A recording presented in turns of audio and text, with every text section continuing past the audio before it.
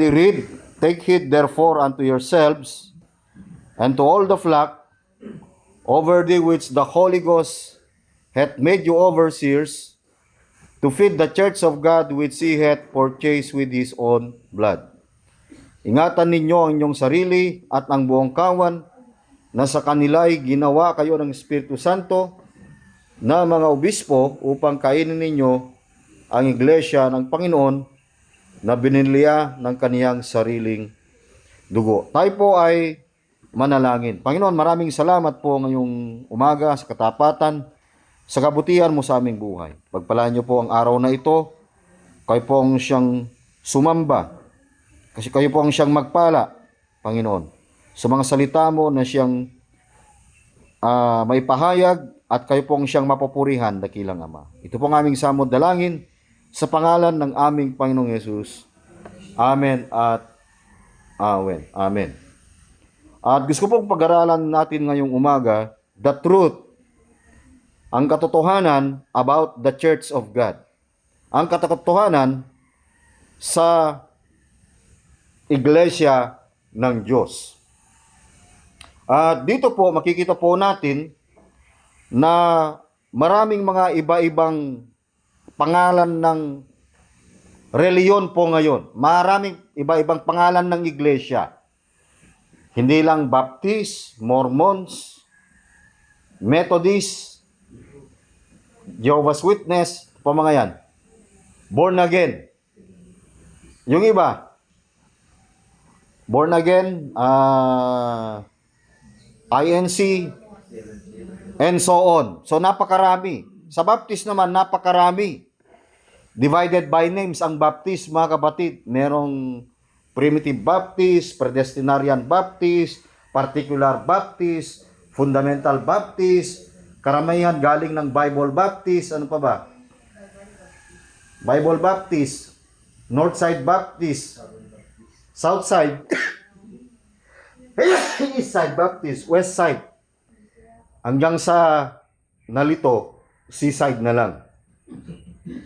Kaya ngayong umaga, ano ba ang katotohanan nating makita sa iglesia ng Diyos?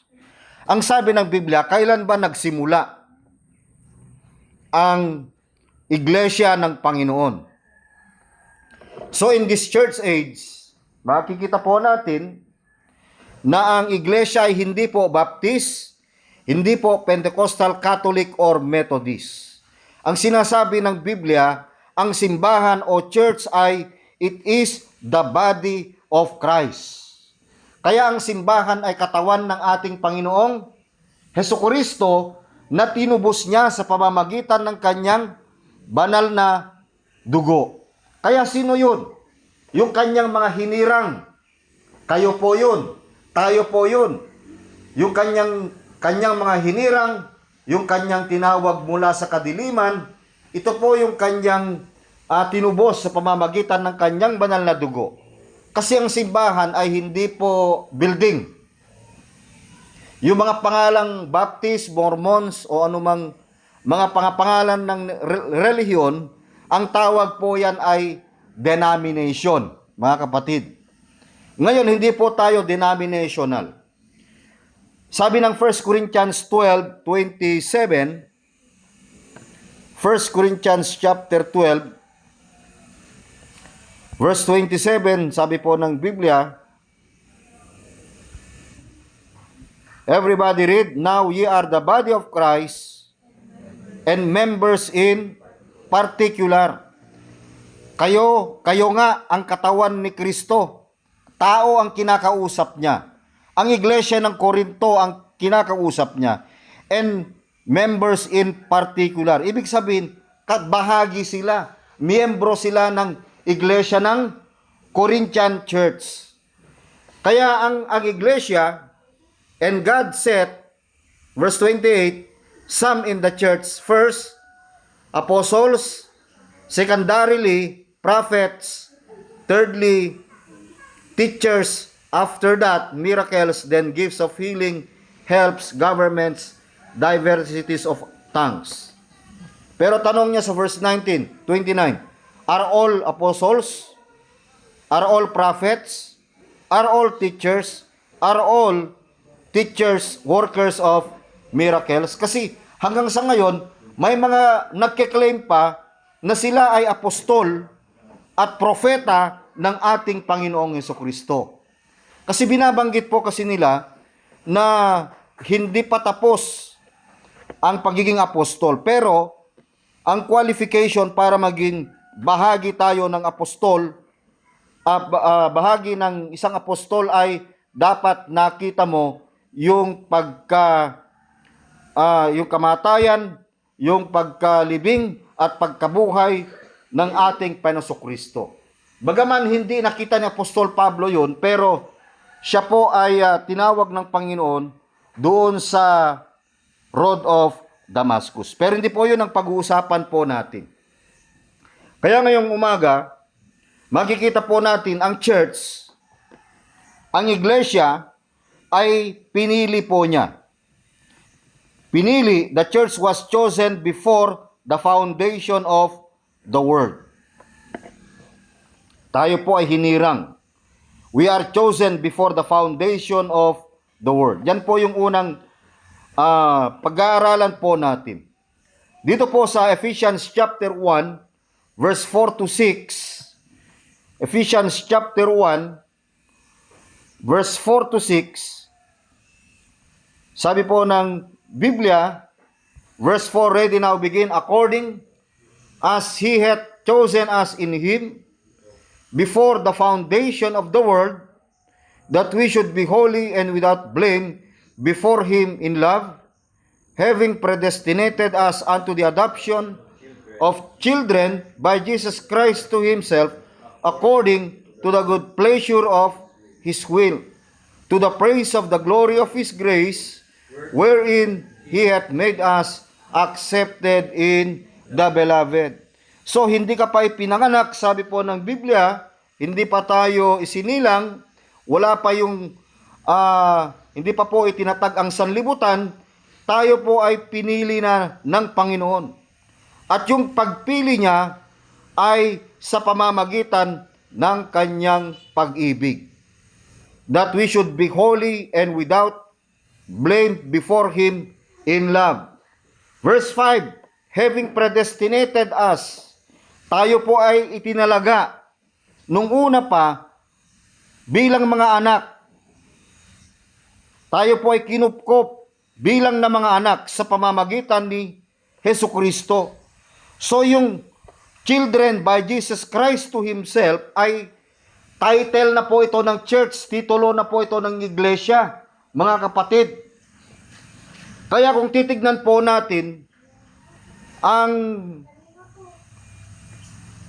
ginawa niya yung bagay na ito ayon sa minagaling na kaniyang kalooban, according to the good pleasure of His will. Wala kang sariling kalooban po rito na naidagdag para ikaw ay maging anak ng Diyos. Tama? Hindi mo sa sariling kalooban, sabi ng Biblia. At yung kanyang paghirang sa atin, sabi ng Biblia, to the praise of the glory of His grace, wherein He hath made us accepted in the beloved. Sa ikapupuri ng kaluwalhatian ng kaniyang biyaya, na sa atin ay pinagkaloob ng masagana sa mga minamahal. So, ang Diyos pala ang unang tumanggap. Yes. Kailan? Before the foundation of the world. We are chosen before the foundation of the world. Number 2, nung tayo po ay pinili ng Ama sa eternal na kaligtasan, tignan po muna natin yung 2 Thessalonians chapter 2 verse 13. But we are bound to give thanks always to God for you, brethren, beloved of the Lord, because God hath from the beginning chosen you to salvation. Sa panimula pa lang, sabi ng Biblia, pinili na po tayo, hinirang na po tayo sa kaligtasan. Ang tanong, yung paghirang ba ng Diyos sa atin sa kaligtasan, ito po ba ay ligtas o maliligtas pa lang? Ligtas na. Bakit? Diyos ang nag-secure. Okay. Nung tayo ay hinirang sa kaligtasan, at makita po natin yung gawa ng Santo Espiritu na tayo ay pinabanal at tayo po ay nanampalataya sa katotohanan. Nandito po yung sa practical. Pero before the foundation of the world, wala pa yung pananampalataya sa katotohanan at yung pagsisisi.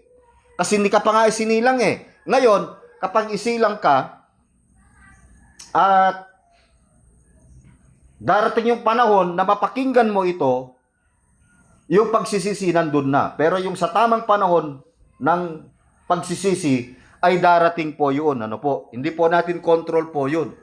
Sabagat hindi naman tayo lahat sabay-sabay na nakakita ng liwanag sa practical na kaligtasan. Iba-iba tayo ng panahon. So ang Ama, ang siyang pumili sa atin before the foundation of the world, nung tayo po ay pinili ng Ama, ang ginawa ng Panginoon, ibinigay tayo sa anak. 2 Timothy chapter 1 verse 9 hanggang sa verse 10. Kaya ang Ama ay pumili nung siya ay nakapili. Ngayon, yung pinili ng Ama, ibinigay naman sa anak. 2 Timothy chapter 1 verse 9 to 10. Tignan niyo po ito mga kapatid. 2 Timothy chapter 1 verse 9 and 10. Basahin po natin ng sabay-sabay. Who hath saved us and called us with an holy calling, not according to our works, but according to His own purpose and grace, which was given us in Christ Jesus before the world began. Before the world began, yung mga hinirang ng Panginoon sa kaligtasan, sabi ng Biblia, ay ibinigay na kay Kristo. Kaya nga sabi niya sa John all that the Father had given to me, and to him that cometh to me, I will in no wise cast out. Kaya sa verse 10, but is now made manifest by the appearing of our Savior Jesus Christ, who hath abolished death, and hath brought life and immortality to light through the gospel. Kaya ito, nakita po natin, nung tayo ibinigay na kay Kristo, nandun na yung plano ng pagtutubos. Bagaman hindi pa nangyayari before the foundation of the world, yung plano ng pagtutubos nandun na. 1 Peter chapter 1 verse 20. Nabasa po natin ito nung mga nakaraan. 1 Peter chapter 1 verse 20.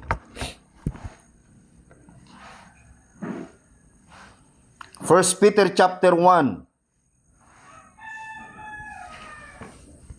verse 20. Maganda, umpisahan po natin sa 18. Hindi na po, bago sa inyo ito mga kapatid. Review na lang po ito. For as much as you know that ye were not redeemed with corruptible things, as silver and gold from your vain conversation, received by tradition from your fathers. Yung pamamaraan ng pagtutubos ay hindi niya ginamit ang pilak at ang ginto. Ano ang kanyang ginamit na legal na pagtubos? Verse 19, but with the precious blood of Christ, as of a lamb without blemish and without spot. Na ito po ay kundi ginamit niya ang mahalagang dugo gaya ng sa korderong walang kapintasan at walang tungis sa makatuwid bagay ang dugo ni Kristo. Kailan ito pinaglaanan? Kailan ito pinlano? Verse 20. Who verily was foreordained before the foundation of the world, but was manifest in these last times for you. Ito ay tinagda bago pa man itinatag ang sanlibutan, ngunit naihayag sa inyo sa mga huling panahon.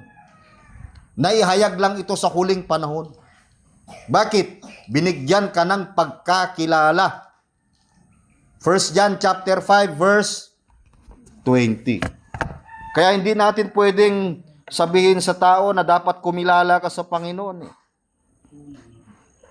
Maliban na lang kung ang Diyos ay nagbinigay tayo ng unawa, binigyan tayo ng pagkakilala. 1 John 5:20, ready now, begin. And we know that the Son of God is come and had given us an time salvation po ito. Practical salvation. Dumating na yung nangangaral. Ayaw mo pa nga eh. Kumukontra ka pa nga eh. Dahil ang turo ay election. Pero dumaan sa ABC. Kaya yung mga taga-ABC, nung pinangaralan sila ng election, ay, grabe ah. Parang unfair. Parang ganun. Pero dahil binigyan tayo ng unawa, that we may know Him that is true, upang makilala natin ang katotohanan, and we are in Him, that is true, na tayo ay kasama sa katotohanan, even in His Son, Jesus Christ. This is the true God, and sapagkat ito ang tunay na Diyos at ang buhay na walang hanggan. Kaya ang church, chosen, ang church ay compensatory. Si Kristo yung ating compensatory. Pag sinabi mong compensatory, bayad pinsala. Yan po ang ibig sabihin. 2 Timothy chapter 1 verse 10. Baka hindi po natin napansin kanina ito. 2 Timothy 1:10.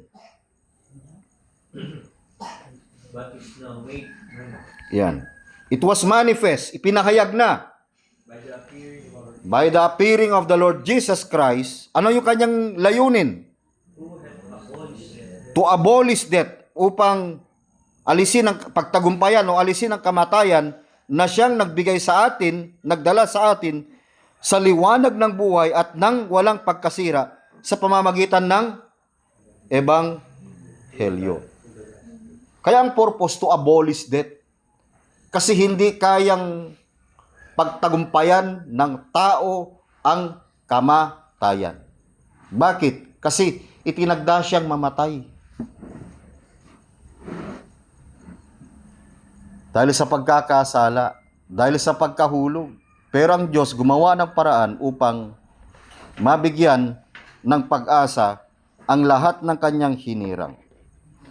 Kaya malinaw mga kapatid, at nakumpirma po natin ito sa pamamagitan ng ebanghelyo ng ating Panginoong Kristo. Nakita po natin ito sa pamamagitan ng pangangaral. Kaya ang iglesia, nagsimula yan sa Ama, ibinigay kay Kristo. Ngayon, ano naman ang ginawa ng Banal na Espiritu Santo?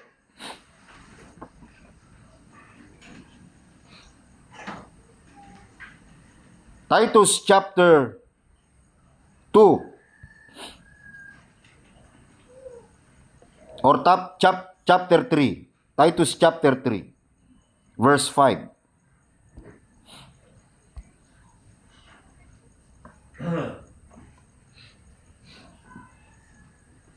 Not by works of righteousness which we have done, but according to His mercy He saved us by the washing of regeneration and renewing of the Holy Ghost.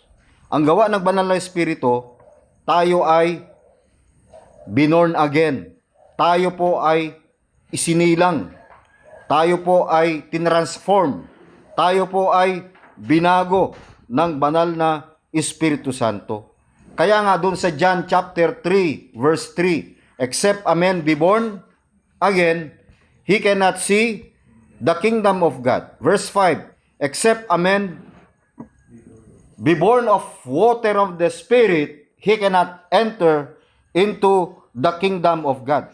Kaya yung born of water dito, ay ito po yung tinatawag nating washing of regeneration and renewing of the Holy Ghost. Maliwanag po yun. Hindi po kontra ang Biblia. Patungkol po dito. Pangatlo, hindi lamang po siya chosen. Pangalawa, ang iglesia. Ang church ay compensated by Christ. Number 3, called from darkness into His marvelous light. Pero bago po yan, tignan po muna natin yung Galatians chapter 4, verse 3. Galatians chapter 4, verse 3. Even so, when we were children, di ba anak na yan? We are children before the foundation of, adopted as children of Jesus Christ to Himself according to the good pleasure of His own will. Pero ito, dumating na yung pagtutubos. Even so, when we were children, we're in bondage under the elements of, gayon din naman na tayo'y mga bata pa, tayo'y nasasakop sa pagkaalipin sa ilalim ng mga pasimulang aral ng sanlibutan. Verse 4, but when the fullness of the time was come, dumating po yung tamang kapanahunan. God sent forth His Son made of a woman. Ito na po yung anong salvation to? Legal salvation. But when the fullness of the time was come, ito na yung mamamatay siya sa krus. God sent forth His Son, made of a woman, made under the law. Incarnation po yan. Verse 5, to redeem them, upang sila'y tubusin, to redeem them that were under the law, that we might receive the adoption of sons. Upang matanggap natin ang katuparan ng pagiging mga anak. Anak ka na before the foundation of the world. Nung dumating si Kristo, nagbayad dahil sa kanyang kasalanan. Makikita po natin na dumating yung panahon, mga kapatid, tinubos niya tayo sa ating mga kasalanan sa ilalim ng kautusan upang matanggap natin ang pagkupkop sa mga anak. Kaya tayo po tinawag na mga anak ng Diyos. Hindi tayo ay tumanggap kay Kristo bilang tagapagligtas ng ating buhay, kundi dahil sa si Kristo, tinupad niya yung kanyang pangako na tayo po ay aampunin bilang mga anak ng Diyos. At nangyari nga ito sa panahon ng pagtutubos. Kaya ang iglesia, nagsimula kailan? Before the foundation of the world. Number 2. Una, the divine. Yan po yung divine origin of the church. Number 2, the direct headship of the church. Sino baga ang dapat na headship o pangulo ng iglesia? Dito sa Colossians chapter 1 verse 16 o verse 15.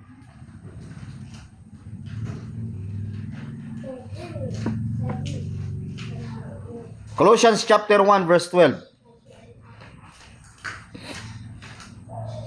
Colossians chapter 1 verse 12. Basahin po natin ng sabay-sabay. Giving thanks unto the Father, who hath made us meet to be partakers of the inheritance of the saints in light. Na nagpapasalamat sa Ama na nagpaging dapat sa atin upang makabahagi sa mana ng mga banal sa kaliwanagan.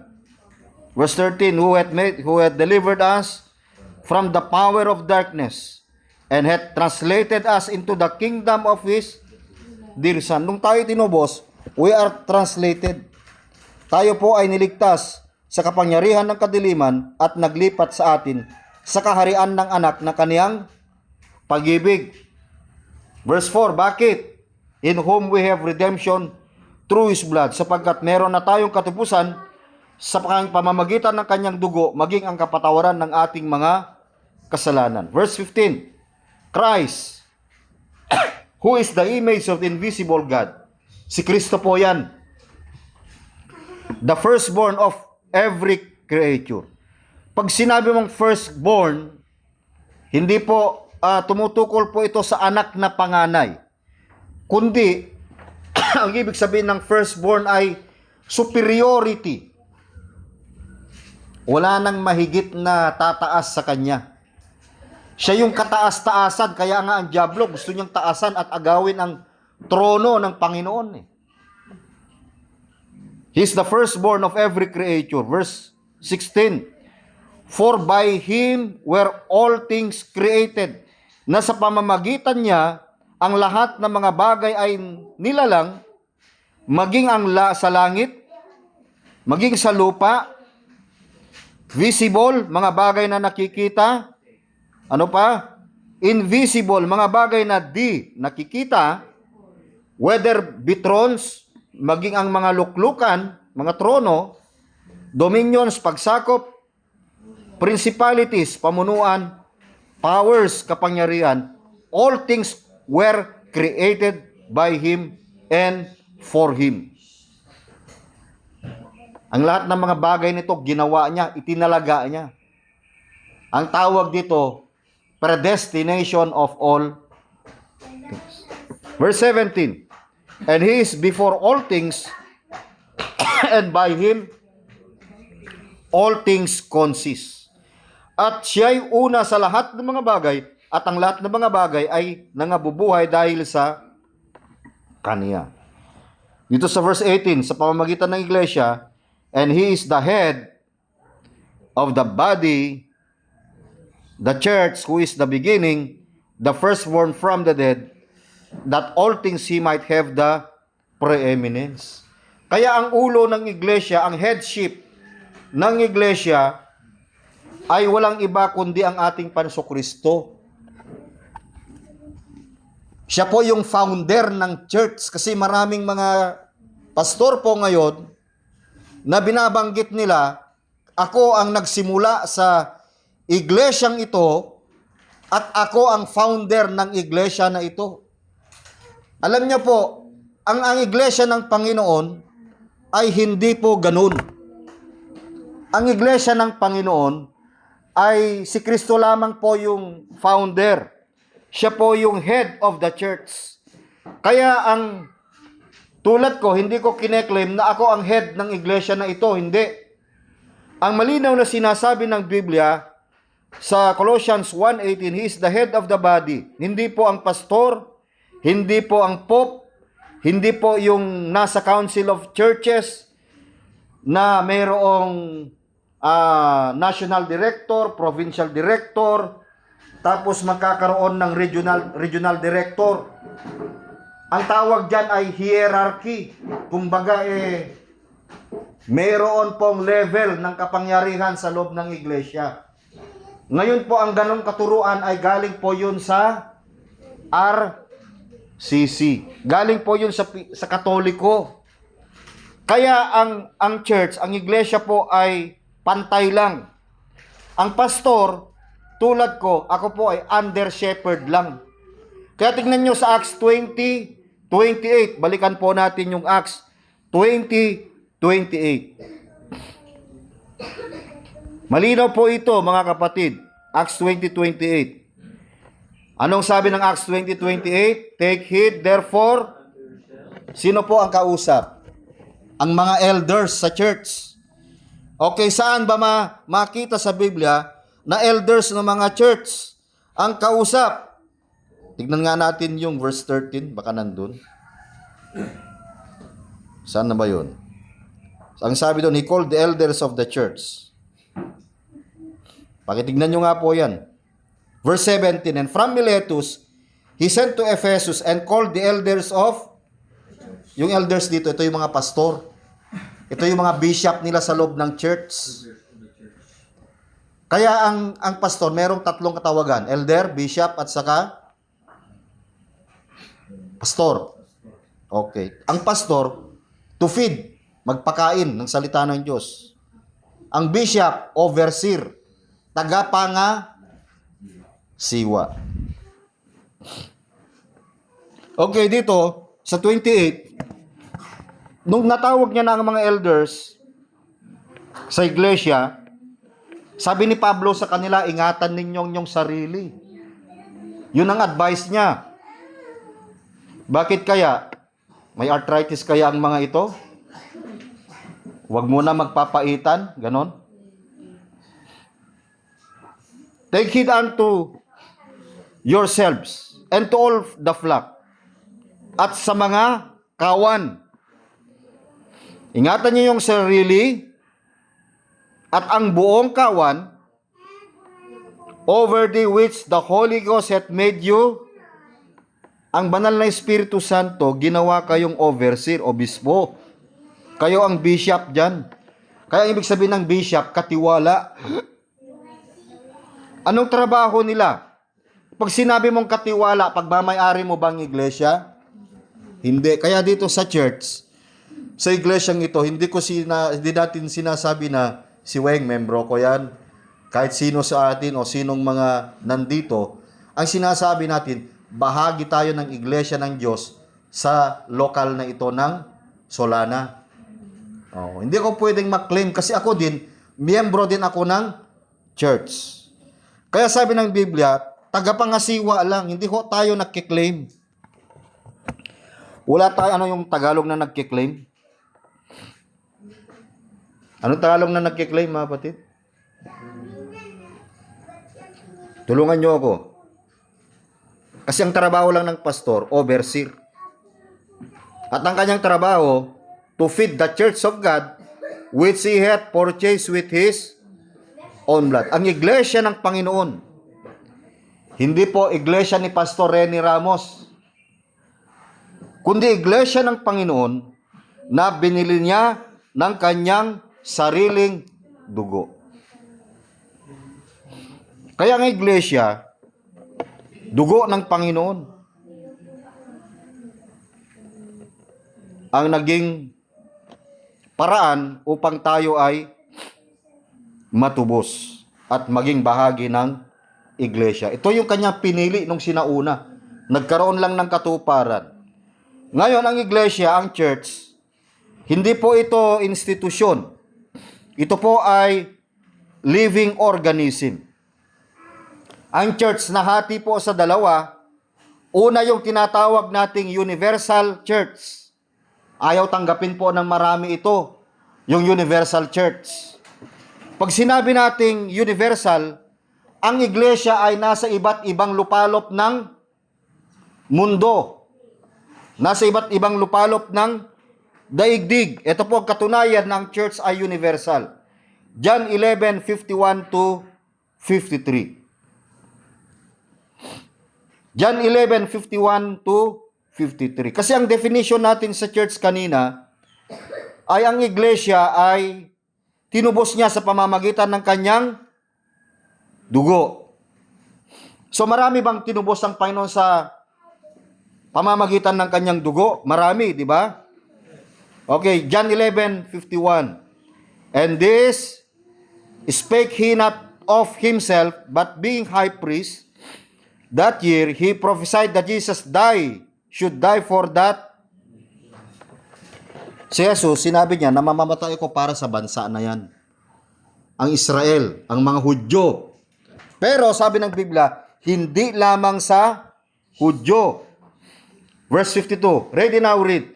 And not for that nation only, but that also he should gather together in one the children of God that were scattered abroad. Na ang karamihan sa kanila ay nagsipangalat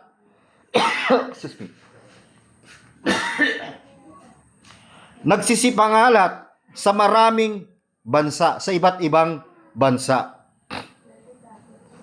Kaya, yung mga disipulo, nagalit sila. O yung mga nakikinig sa kanila, nagalit. Gusto siyang patayin. Kasi ayaw nilang maniwala ng invisible church o yung tinatawag na universal church. Kasi pag sinabi mo kasing universal, ang isip agad ng ibang mga pastor, pag sinabi mong universal, Catholic agad. Ang ibig sabihin ng Catholic kasi ay universal. The word Catholic ay Latin, na ang ibig sabihin ay universal, international. Kaya ang church lang, hindi lang sa local naka-intact, sa international siya, mayroon. Nakukuha niyo po yung point. Okay, John 11:53, and then from that day forth, they took counsel together for to put him to, kasi ayaw nilang tanggapin na mayroong universal. Gustong patayin ng Panginoon. Kaya ang mga kapatiran natin dito, hindi natin sila nakikita sa ibang bansa. Pero, alam natin na may mga Kristiyano sa mga ibang bansa. Hindi nga lang natin alam ang address. Kaya yung katubusan, 1 John 2:2, yung mga kumalat sa ibang bansa, ito yung sinabi ng 1 John 2:2. 1 John chapter 2 verse, everybody read, and he is the propitiation for our sins, and not for ours only, but also for the sins of, yung sins of the whole world po rito, every man without distinction. Ibig sabihin, particular redemption, definite people. Ito po yung binigay ng Ama kay Kristo na tutubusin niya na nakapangalat sa iba-ibang bansa. Maliwanag po. Kaya wag nating sabihin na ang Kristiyano lang, nandito lang sa Basi. Yung kanyang mga hinirang, nandito lang sa lugar na ito, hindi. Nasa iba't ibang bansa. At ito lamang po yung kanyang tinubos. Tingnan nyo. Hebrews chapter 9. Yung pagtutubos. Hebrews 9. Binasa po natin ito. Hindi natin ito masyadong napansin. Kasi ito po ay definite redemption. Hebrews 9:28. Yan ang maganda pindot na lang Okay, everybody, 28. Ready now, read. So Christ was once offered to bear the sins of all ba? All ba? Kung minsan nagagamit ang all. Etong ginamit niya dito ay many. Hindi si Pastor Many Sir Many. So pag sabi mong many, sa lahat, ano bang marami? At gayon din naman si Kristo na inihandog na minsan upang dalhin ang kasalanan ng marami. And unto them that look for Him shall He appear the second time without sin unto. Yung marami dito, ito yung mga selected people, chosen before the foundation of the world. Mga elect. Pag sinabi mo pa mang leek, ang kati ng tenga ng mga taong maririnig pag sinabi mong elect. Ang sinasabi, unfair ang Diyos nyo. Hindi siya unfair. May karapatan siyang pumili. Mga kapatid. Okay, ito po yung tinatawag nating universal church. Ngayon, ano yung isang church? Universal. Pangalawa ay local. Saan ang katunayan na mayroong local church? 2 Corinthians chapter 1 verse 1 and 2. 2 Corinthians chapter 1 verse 1 and 2. Paul, an apostle of Jesus Christ, by the will of God, and Timothy, our brother, unto the church of God which is at Corinth, with all the saints which are in all Achaia. So may local church dito. Yung Church of God na nasa Corinto, at ang lahat ng mga banal, mga santo na nasa buong Achaia or Akaya. Kaya ang Church of God na nakatayo sa Corinto, ito po yung local na iglesia kagaya ng nandito. Kahit wala pong karatulayan. Kaya makikita natin yung chosen of God, yung Church of God na nasa Corinto, mga kapatid, ay tinawag po ito ang example ng lokal. Verse 2, Grace be to you, sumasinyo nawa ang biyaya at kapayapaan mula sa Diyos, Ama, at sa Panginoong Jesucristo. Bakit lagi nakakabit ang Ama? Kasi ang Ama kasi ang nagbigay sa anak para tubusin ang kasalanan at upang i-born again ng banal na Espiritu Santo. Okay. Ngayon,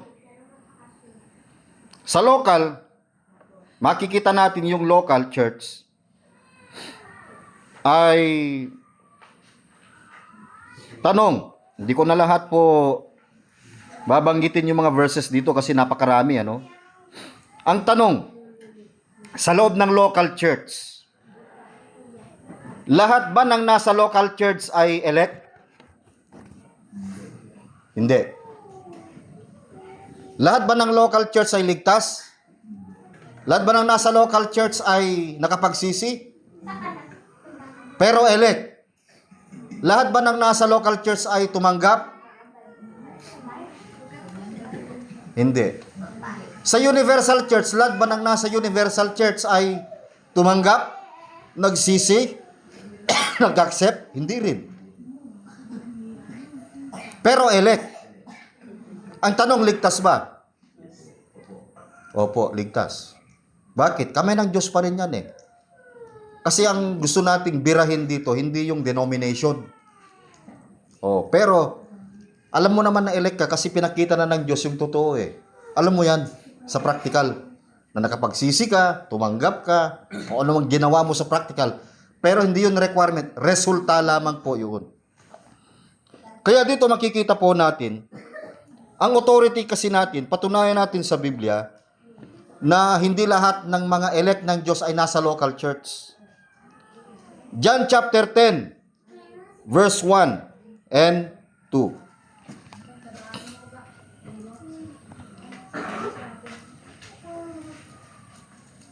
Dito na lang sa John chapter 10, verse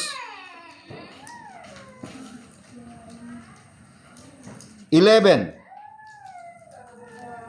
John chapter 10, verse 11 to 14. Parang exciting ito. May magandang tanong dito, mapatid. John 10, 11 to 14. Sige, magbuklat kayo para makita natin. Anong sabi ng verse 10? Verse 11. I am the good shepherd. The good shepherd giveth his life for the sheep. verse 12. But he that is Hireling, not the shepherd, those who's on the sheep, are not, are not sit the wolf coming, and and leaveth the sheep, and fleet, and the wolf catcheth them, and scattereth the sheep. Ang tanong, yung hireling ba o yung bayarang pastor ba ay kasama sa loob ng church? Ang hirap nito, ano? Diyos na po nakakaalam doon. Okay. Verse 13. The hireling sheep fleet, yung hireling daw, tumatakas. Sapagkat siya'y upahan at hindi pinagmamalasakit ang mga tupa. Okay, nasaan pa? 16, may kinlaim ang Panginoon. And other sheep I have. At mayroon akong ibang mga tupa na hindi sa kulungang ito, which are not of this fold. Kaya hindi lahat ng tupa ng Panginoon ay nasa loob ng kawan. Kung wala ka sa kawan, ang kawan kasi, paglalarawan po ito ng local church. Tama? Ang Universal Church, nilalarawan nito itong mga Kristiyanong napangalat sa buong mundo. Kaya universal. Kaya kung wala ka sa kawan, nasaan ka? Nasa Universal Church. Kasi hindi ka nga kasama sa loob ng... Pero kineklaim ng Panginoon na mayroong mga tupa na hindi kasama sa loob ng kawan. Kaya ito po yung ministry natin na tayo ay mag-evangelize para dalhin natin sila sa loob ng Kaya sabi ng Panginoon sa Luke 19:10, "For the Son of Man is come to seek and to save which was lost." Kaya may mga nawawala pa. Kaya hindi po lahat, sabi niya, "And other sheep I have which are not of this fold, them also I must bring." Dadalhin ko, sabi ng Panginoon. At madadala lang po natin ang mga tupa ng Panginoon na ito sa kanyang tamang kawan kung tama ang aral na ating ipinapangaral. "And there shall be one fold, at sila ay magiging isang kawan at magkakaroon ng isang pastor."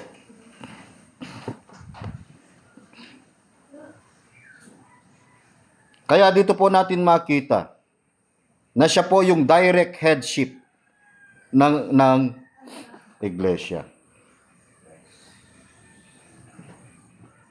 Bakit? Sapagkat alam natin, we have the book, the authority. Pangalawa, we have the blood. And we have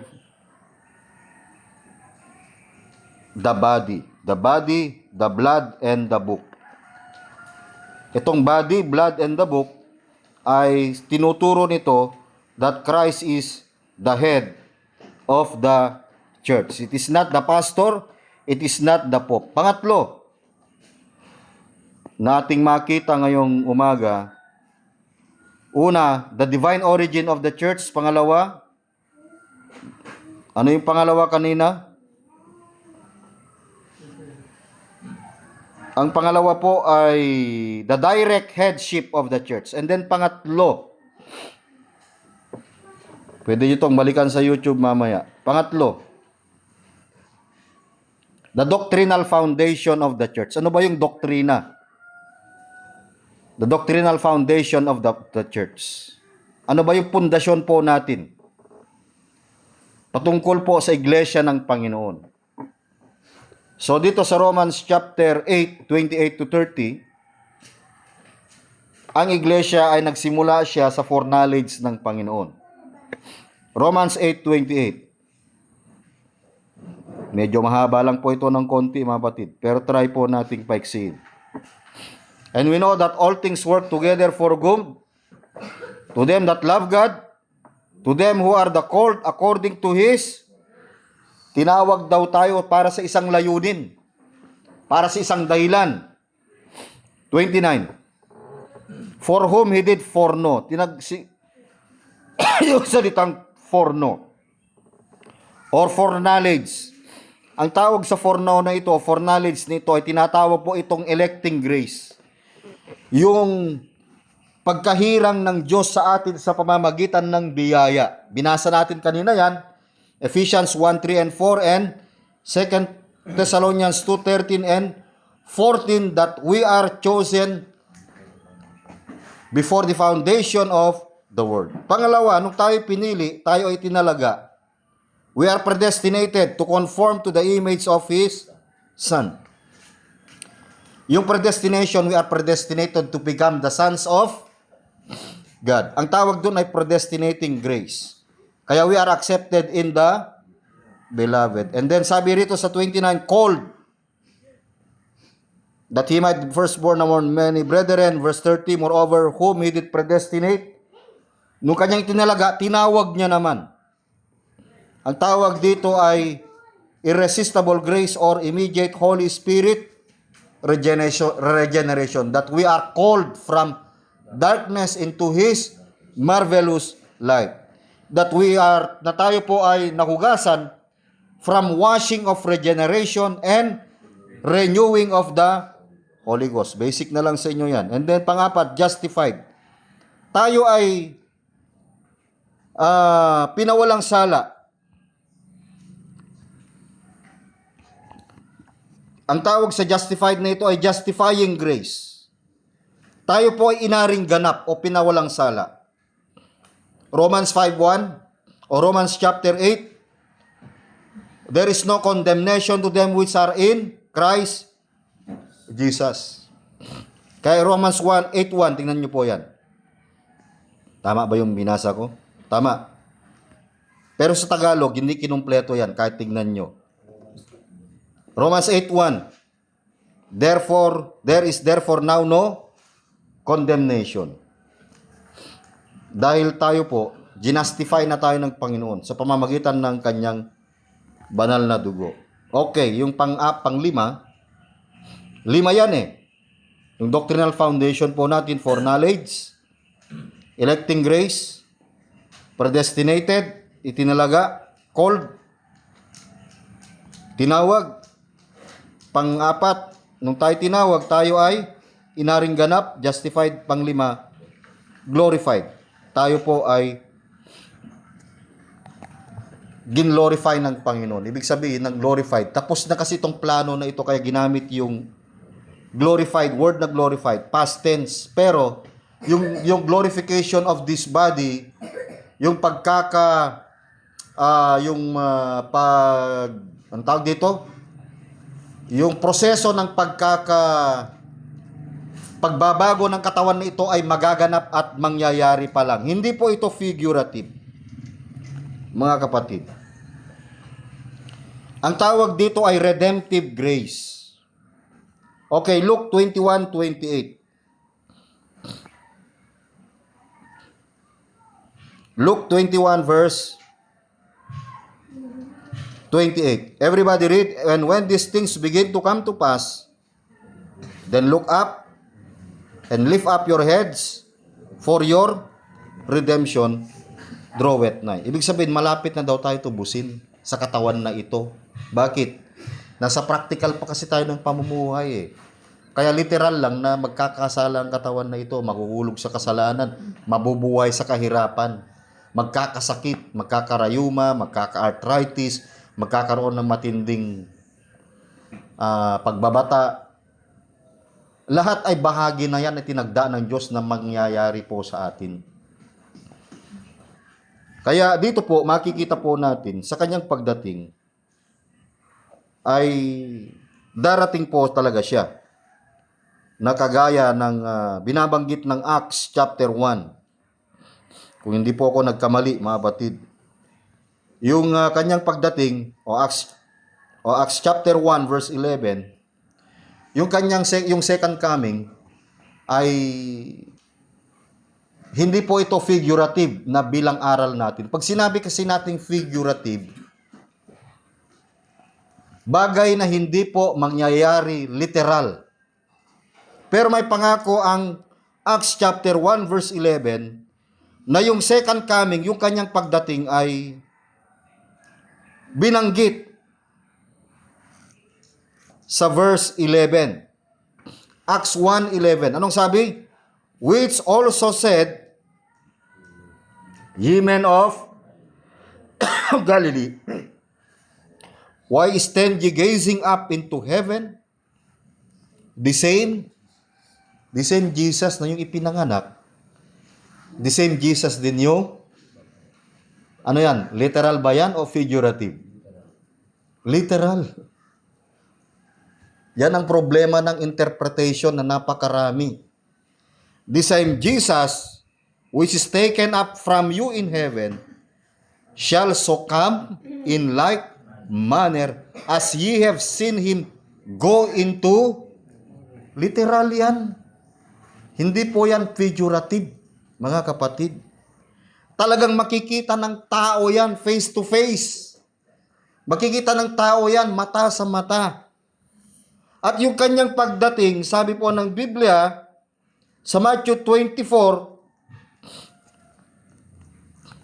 Matthew chapter 24, tignan nyo po yung mga mangyayari sa Matthew 24:29. Immediately after before ba o after?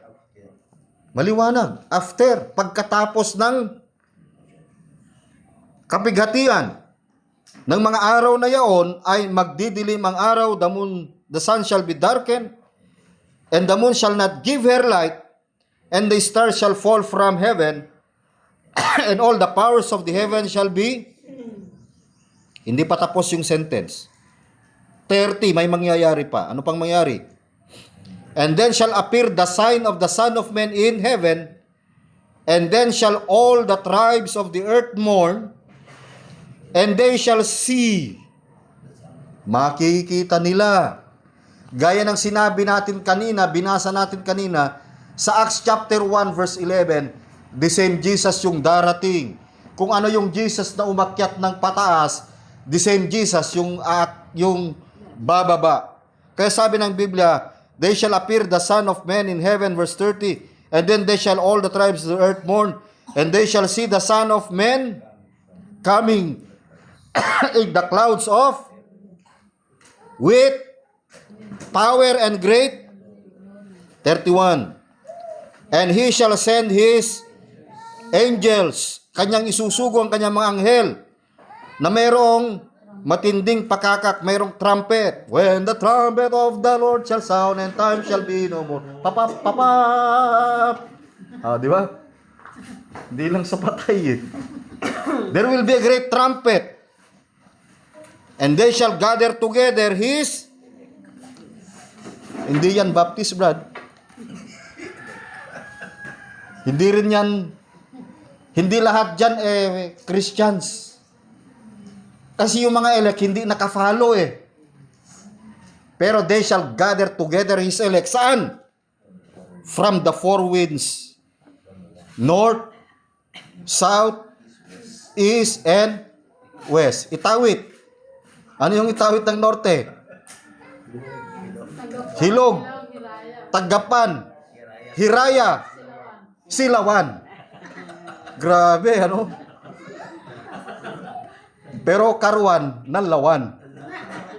Kaam. Wolves in sheep. No, bahala na kayo dyan. He's gathered his elect from the four winds, from one end of heaven to the hanggang sa dulo ng langit, hanggang sa kabila. Grabe, in-extend pa. Baka may natira pa dun eh. Di ba nung namatay si Lazarus, anong ano niya? Ano ba ang sundo niya? Si kamatayan ba? Na pinagkape niya ng 3-in-1? Tapos nung nakatulog yung pangalan niya, number 1. Nung nakatulog binura niya yung kanyang pangalan sa number 1. Dinala niya sa huli Pero, sabi ni kamatayan, dahil mabait ka, hindi na yung pangalan sa taas ang kukunin ko, yung sa baba na lang. Di wow.